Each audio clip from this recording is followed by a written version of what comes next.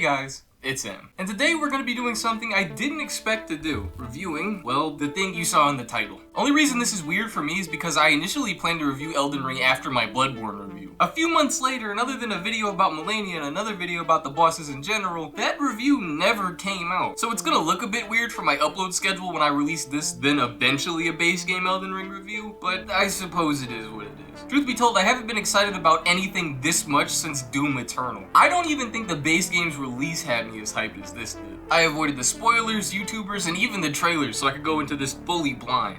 And I have a whole lot to say about this. If you're worried about spoilers, you'll see this on the screen and hear this sound effect whenever I'm going to show one. And there will be chapters for this video. So sit back and relax as a dude with 500 subs and too much free time on his hands reviews one of the most anticipated things ever made.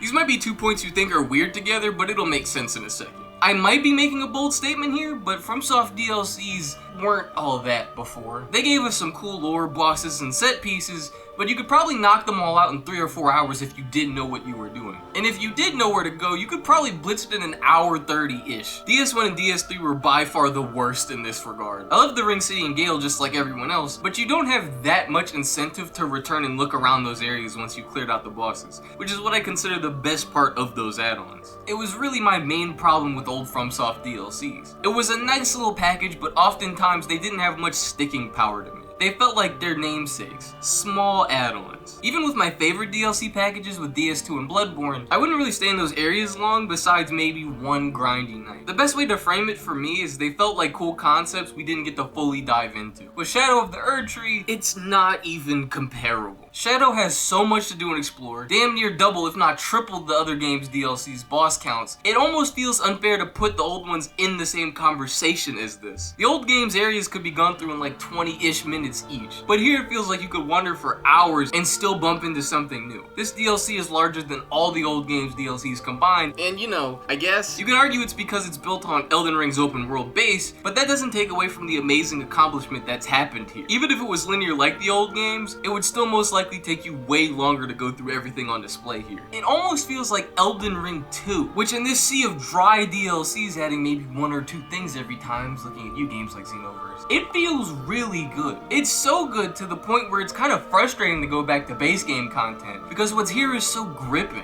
which is an amazing problem for an add-on to have, and something I don't think I've really felt before. Though to be honest, the optional areas tend to be a real pain in the ass. A lot of them are barred by ginormous mountains or drops that will immediately kill you. Meaning even though you can see a lot of areas, you most likely won't reach them until way later. Even now after having beat the DLC, there's an entire stretch of land I don't even know how to reach. 1 or 2 segments I had to look up how to reach because getting there felt really awkward and like something you wouldn't just bump into. I'm not saying they needed to make it extremely linear or anything, but making the way to reach some of these areas a bit more clear would have been nice. Then the item pickups. Holy shit, sometimes they're really bad. There's a lot of cool stuff as we'll get into in a bit, but a lot of times you'll be riding around Torrent and see an item, go to pick it up, and it'll be hot garbage. When you do find something of note, it feels great, but about 70% of the time it feels like you're picking up junk. Elden Ring, even going back to the base game's launch, was always my second favorite in customization options. Just a little bit under Dark Souls 2 because I felt the outfits tended to go a little bit better together there. But now, honestly, it could go to either or, more so in Elden Ring's favor. A lot of the new clothing items look amazing, and honestly, I can't really think of any look that's flat out dumb. In the base game, I couldn't ever really decide on what to wear, but now I always feel like I have a few hot and ready options at all times. Moving on to builds, this was a main point I wanted them to touch on. While base Elden was already pretty good with builds, I always felt the majority of the options were pretty standard. Gone were the quirky weapons like Yorg's Great Spear, the Bone Fist, Catalyst weapons and the like, and while we did get some strange or unique weaponry, it was very few and far between, with questionable use at best. But the DLC felt like it had us covered in that regard, providing a bunch of unconventional and more unique weapons to toy around with. Along with expanding on certain existing incantations and sorceries I felt could have used a bit of love in the base game. The new hand-to-hand style was probably one of the most fan-servicey additions to the game, and I really loved it. They just feel really fun to use. And we got a ton more unique weapon types and variations. Circle blades, backhand blades, and even something that felt completely out of left field like a Madness Fist weapon. And don't even get me started on the Ashes of War. I always admired Elden Ring for making these things feel powerful and viable. A stark contrast to DS3, where most of the time, they did a bit less than your basic R1 at best, and felt completely useless at their worst. But here, all of them visually are amazing, and I genuinely can't think of a single one that doesn't have some sort of appeal or use. This applies to the incantations and spells they added too, of course, though it's not all sunshine and rainbows. Going back to the other Souls game with dual wielding Dark Souls 2, you had a lot of freedom in that regard. You could dual wield a sword and an axe, a sword and a greatsword. Pretty much anything would go together except knives and fists. Then when it came to the weapons that could give you a unique moveset or move, power stancing would still let you have access to them. The Bone Fist and Base Cestus come to mind immediately,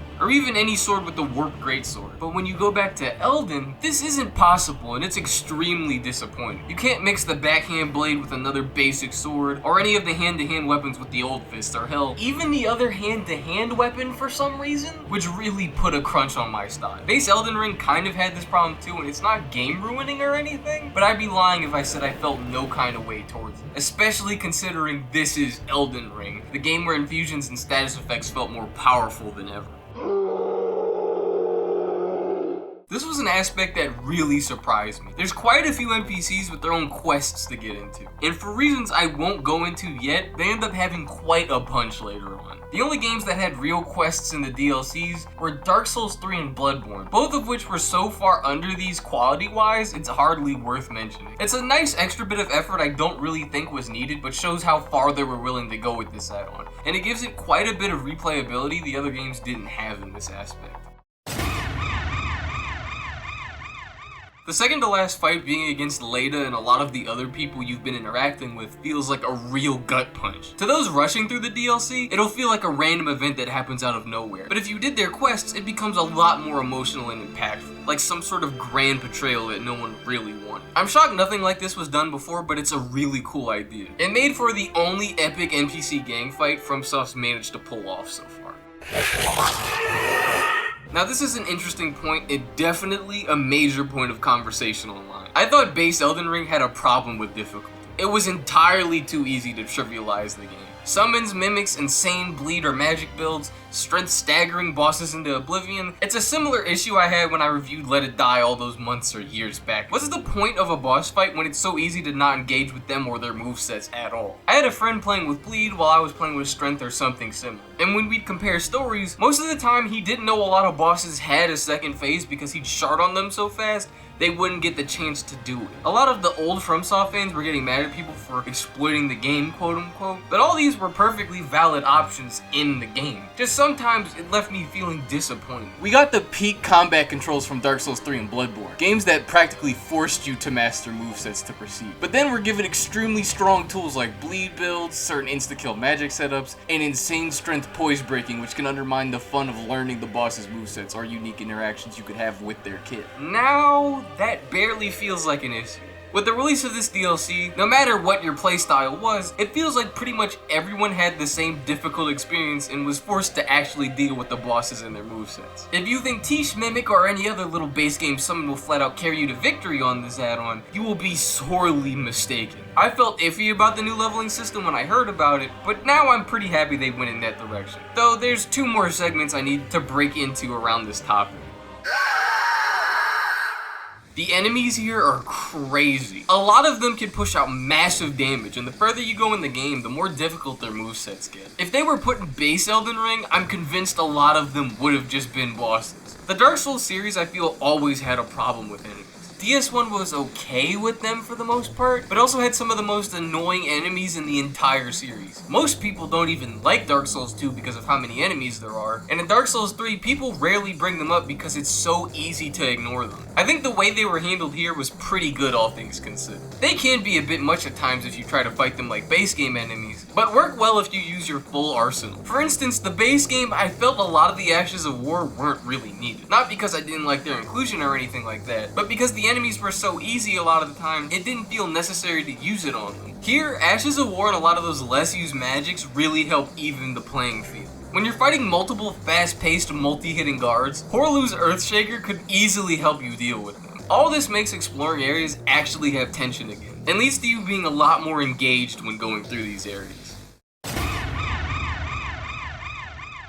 But we gotta talk about the drop rates some of them have, cause oh lord, some of them are just so awful. I've grinded the Horned Warriors for literal hours and never got their helmet. I barely got their torso and arm guards. It's not that annoying when farming smaller enemies, but when it comes to the bigger or stronger ones, a good chunk of these guys can and will kill you if you aren't paying full attention to them, alongside being kinda tanky, leading to it being a bit brain numbing to try and get specific items here. Moving on from that, I don't really like how many of the enemies were just shadow people. This becomes less of a problem the further you go, but it made my hopes start fairly low. The biggest threats I was running into being shadow guys and larger shadow guys near exclusively. They feel like such a generic throwaway enemy type to have at this point of the game, but it is what it is.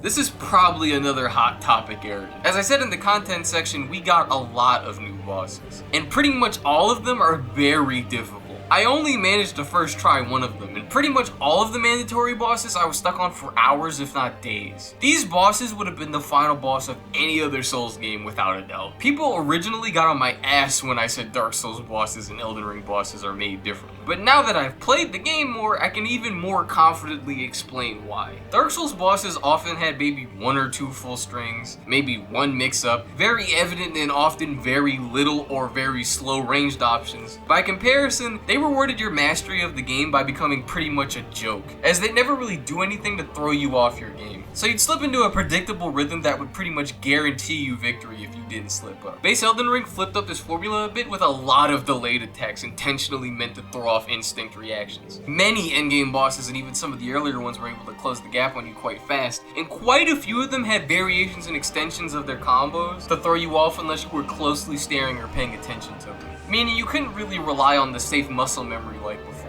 They were definitely different. A lot of their seeds felt like they were replaced by the hardest boss FromSoft made before this point, Orphan of Kos. Back in my day, my main complaint with OG Elden Ring is a lot of the times it felt like you had to die to learn a lot of their routes and extensions. As due to a lot of the mechanics I just mentioned earlier, fighting them off of instinct wouldn't really work anymore. It was slightly annoying, but once you learned how the boss's attacks and tells work, I'd say they were pretty fun. Even Melania, a boss that was a pretty hot topic back in the day, was my favorite boss in this game. Moving on to the DLC though, they had all those new Elden Ring aspects but cranked to 11. All of them are extremely fast, capable of either blitzing you in mere moments or mixing you up with delays. You're never really safe anywhere on the screen, as damn near every boss has an immediate half-screen gap closer, AoE, or projectile move to hit you, and it's overall very demanding of your attention at all times. And for the most part, I'd say I'd like it. But I understand where a lot of the scrutiny against them comes from. It feels like you have to die multiple times to understand how many of their moves function or how to avoid them. And unlike Gungrave, where after one death you're told how to deal with certain things, here you have to get shit on a lot to get to a point of knowing. With this getting more and more extreme the further the game goes on for the most part. This will turn off many, but for me,